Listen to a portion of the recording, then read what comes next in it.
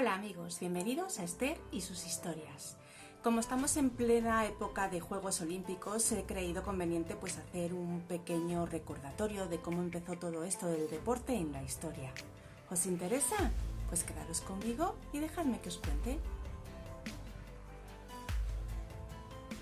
Las primeras referencias al deporte ya configurado con unas reglas dividido en distintas disciplinas y demás, las tenemos en la antigua Grecia. Anteriormente hubo deporte, sí, pero la gente se ejercitaba para sobrevivir, para aprender a cazar, para hacer coreografías para los dioses o artes circenses para contentarles. Pero como una disciplina tal nace en la antigua Grecia. El lema allí era mens sana in corpore sano, es decir, tener una mente sana en un cuerpo sano. Querían imitar a los dioses en todas sus virtudes, y un cuerpo perfecto, bien trabajado, bien esculpido, era agradable a la vista y por tanto agradable también a los dioses. Es por esto que daban tanta importancia a los antiguos griegos a cuidar su cuerpo, a cultivarlo y por supuesto a la gimnasia para poder llegar a esos estándares de belleza. Es así como nacieron los primeros gimnasios, que no eran como lo que entendemos actualmente, sino eran un sitio de reunión social donde se juntaba la gente para intercambiar ideas, para hablar y también para ejercitar este cuerpo. Se hacían recitales de poesía, se intercambiaban ideas, pero entre todo esto había una zona que estaba despejada, había como un patio interno rodeada por un pórtico donde la gente también podía cultivar su cuerpo haciendo distintos ejercicios. Gimnasio viene del término griego gimnos, que significa desnudez, es decir, que todos estos ejercicios los practicaban desnudos. Es por ello que estos recintos estaban vetados por completo a las mujeres. Ellas no podían entrar, no podían participar y tampoco podían hacer ejercicio. Bien es cierto que hay excepciones, como hemos visto anteriormente en Esparta, era la única ciudad-estado griega en la que se consentía, es más, se incentivaba y se determinaba por ley que las mujeres se tenían que ejercitar, porque ellos pensaban que un cuerpo sano engendraría hijos más fuertes y más sanos, pero era la excepción y estaba visto a muy malos ojos para el resto de las polis griegas.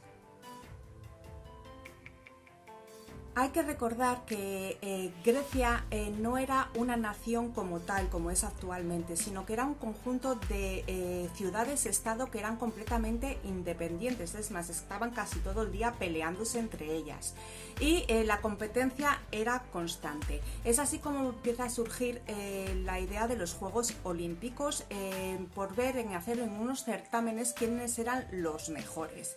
Existía un rito en la ciudad de Olimpia en honor al Zeus olímpico, que consistía en que los peregrinos que iban allí a ese santuario llevaban ofrendas para el dios, y estas ofrendas se debían de quemar en una hoguera, que era una hoguera de fuego purificador. El caso es que el que encendiera esta hoguera era dotado de grandes privilegios y era realmente un honor, y se hacían realmente competiciones extremas por llegar a ser el primero, hasta que esto más o menos se reguló. Lo que se hizo es toda la gente que quería ser el primero en encender esta hoguera se disponían en fila y a un grito, a una voz, todos portaban una antorcha y empezaban a correr hasta el punto donde estaba el fuego encendido y junto a él un sacerdote. El primero que llegaba prendía las antorchas y era culminado con grandes honores, y era un gran privilegio llegar a esto. Se dice que con este ritual se empezó a germinar lo que es la primera disciplina olímpica, que era la de recorrer el estadio. Las primeras disciplinas fueron siempre atléticas y esta fue la primera que se instauró. En el siglo VIII a.C. empezaron a configurarse de una forma oficial los Juegos Olímpicos. Estos se realizaban cada 4 años, era un evento al que asistían con gran emoción todas las polis griegas, llevando sus mejores representantes, y eran tan importantes que se determinaba la paz en todo el territorio. para que todo el mundo que quisiera pudiese asistir, y todos los viajeros que se tenían que trasladar hasta Olimpia, que es donde se realizaban los juegos, pudiesen viajar sin peligro, sin ser asaltados y acompañados pues por sus entrenadores o lo que fuera. Tanto los participantes como los que iban a verlo, que generaban pues mucho dinero para la ciudad, mucho comercio y mucha actividad.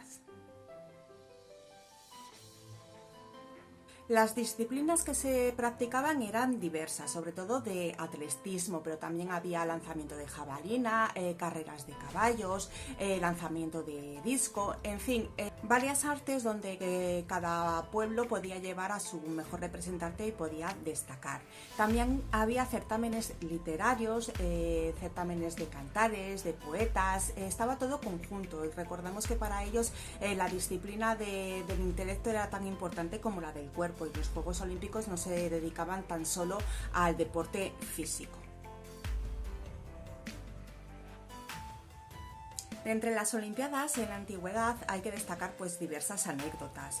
Por ejemplo, participantes muy ilustres como Filipo II de Macedonia, el padre de Alejandro Magno, o también la instauración del maratón, la famosa carrera de maratón. Se dice que su origen se establece en la guerra que tuvo Atenas contra el Imperio Persa. La verdad que Maratón es una ciudad, una zona que está a unos 40 kilómetros de Atenas, y era como el último bastión. Es decir, si el Imperio Persa llegaba y tomaba Maratón, Atenas se podía sentir por derrotada. Y había tomado la gran determinación, o la terrible determinación, de que si perdían la batalla de Maratón, antes de que los persas tomaran Atenas, la iban a reducir a cenizas, iba a haber pues suicidios colectivos, grandes matanzas, pues para que cuando llegaran no hubiese casi nada que obtener como trofeo. La cosa es que los atenienses estaban casi convencidos de que iban a perder, pero resulta que ganaron. Y claro, ante la idea de que empezaran a quemar la ciudad y a matarse entre ellos, a asesinarse o suicidarse o lo que fuera, se le da el gran cargo a un soldado llamado Filipides de correr hacia Atenas, desde Maratón hacia Atenas, que son esos 42 kilómetros míticos, para avisar de que han ganado esa batalla, y que por lo tanto Atenas no va a ser tomada y que no hay que llegar a esos extremos. El hombre lo hace tan rápido y tan poco tiempo que según llega a Atenas, lo único que llega a decir es: hemos vencido, y cae fulminado y muerto. Es entonces en su honor que se establece esta carrera. Evidentemente esta historia está entre el mito y la realidad, pero es una historia que hay que incluir, por supuesto, si se habla de las Olimpiadas o del deporte en la antigüedad.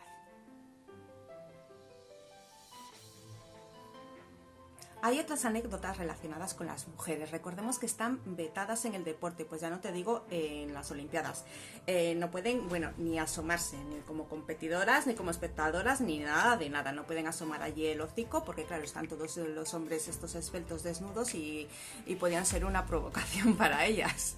El caso es que se dice que hay una mujer llamada Calipatira, o también algunos hablan de su hermana llamada Fenecire, que estaba relacionada con una familia de grandes campeones olímpicos. Muchos de sus antecesores, su padre, su abuelo y demás, habían sido ganadores olímpicos, y su hijo estaba entrenado y estaba dispuesto a presentarse para ganar también en estas Olimpiadas, y ella evidentemente no se lo quería perder. ¿Qué es lo que hizo? Se disfrazó de hombre y de su entrenador para ejercer así el derecho de poder asistir entre los espectadores.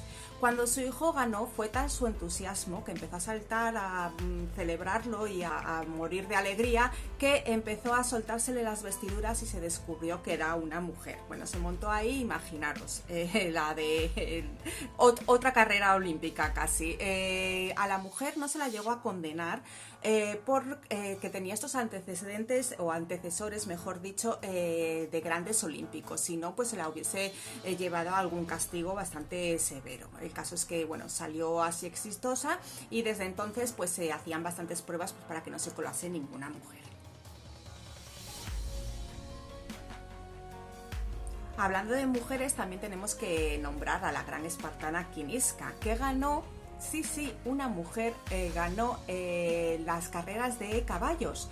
Pero aquí hay una pequeña trampa. ¿Qué es lo que pasa? Que el que ganaba las carreras de caballos no era el auriga, no era el que conducía, sino el que patrocinaba a ese auriga, o sea, el que ponía el dinero, el que ponía los caballos, el que ponía los establos, el mantenimiento, el entrenamiento y demás. Y es así como Kinisca, como la apoderada o la mecenas de esa auriga, consiguió ganar el evento de la carrera de caballos. Hay un poquito de trampa, pero bueno, tenemos una mujer en la antigüedad, en la antigua Espartas, ni más ni menos, que ganó la carrera de caballos en los Juegos Olímpicos de la antigua Grecia.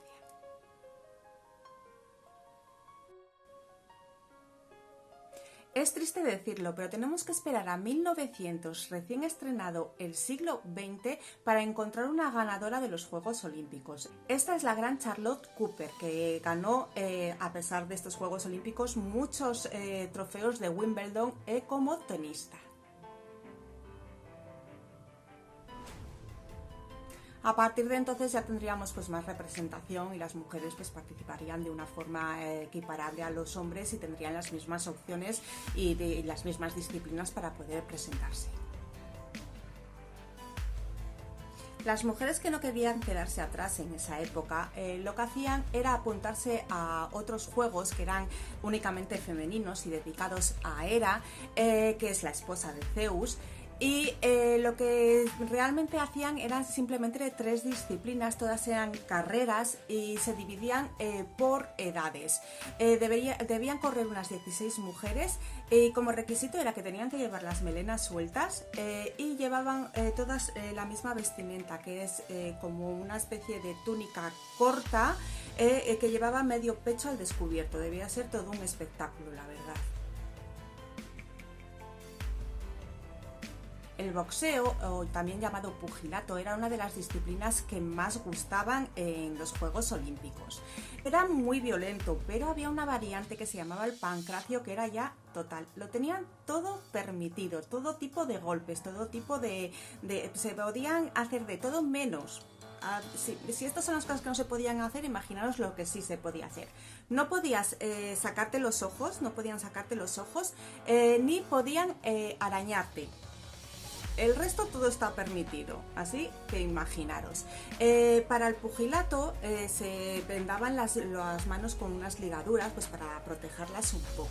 En el pancracio eran más extremos y entre esas ligaduras llegaban a meter trozos de metal, piedrecillas y demás. Imaginaros los golpes que se daban. Los pugiles acababan totalmente deformados y lo normal es que acabase el combate con la muerte de alguno. Era súper violento, debía de ser muy sangriento, pero sin duda alguna era una de las disciplinas que más gustaban. Hay una anécdota relacionada con esta disciplina del pancracio y relacionada con un púgil llamado Arricchión. Este había ganado ya 2 veces, 2 temporadas de las Olimpiadas, y iba por la tercera. Es en este combate cuando su contrario le está estrangulando y asfixiado en los últimos estertores antes de morir.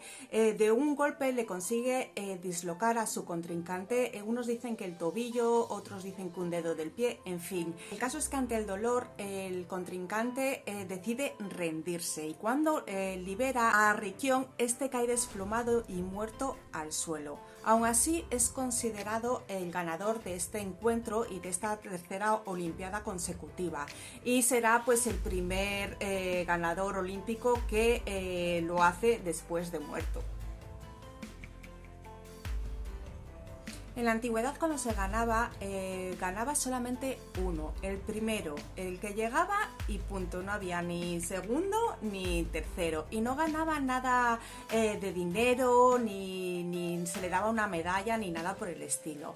Se le coronaba con unas hojas de laurel cortado con una hoz de oro y lo que recibía era la aclamación del público, el ser en ese momento convertirse casi en un dios viviente. Era posteriormente, cuando ya regresaban a sus ciudades, que políticamente eran bastante recompensados, eran promocionados, allí se les hacían esculturas, que luego esas esculturas se podían exponer allí mismo en el pueblo de origen o se donaban a otras ciudades pues para hacer propaganda de estas mismas ciudades. En fin, que era todo lo que venía después, no el momento, ni que recibiesen allí mismo una ganancia in situ, sino que era posteriormente toda esa fama y ese prestigio lo que conseguía ensalzarles.